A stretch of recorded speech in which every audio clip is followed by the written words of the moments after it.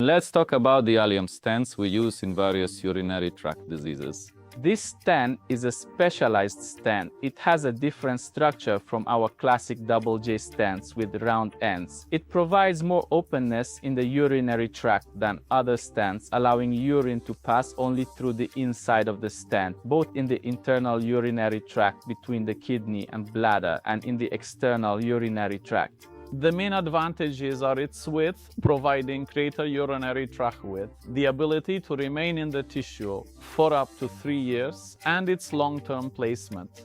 So who do we apply it to? Primarily to patients with strictures in the urinary tract, internal urinary tract, and the urinary tracts coming from the kidney. Of course, for these patients, we can initially perform closed expansion methods, whether it's laser or balloon. However, sometimes strictures can recur here as well. If they recur, the definitive solution can be with this robotic method. We try to resolve and treat strictures that can be corrected with different laparoscopic methods in this way.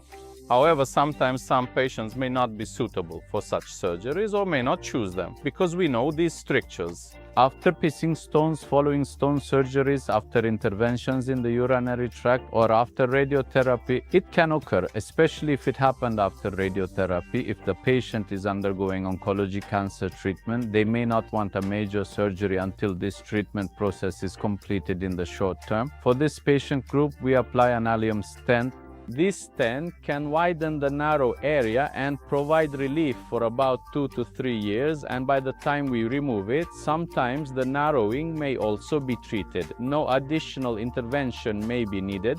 Of course, another advantage is that with the old type of stents, your tissue had the risk of growing into the stent and embedding the stent into the tissue. However, with this stent, the Allium stent, embedding into the tissue is not very possible. We do not see such a situation. Our second application area is fistulas, which is the formation of an unwanted path between two organs, especially after gynecological surgeries like hysterectomy, fibroids, or intra-abdominal cancer surgeries. In cases of urinary leaks, we call fistulas between the urinary tract and the vagina. When we apply an Allium stent and wait for 6 months to a year, there is a possibility that these fistulas may close on their own.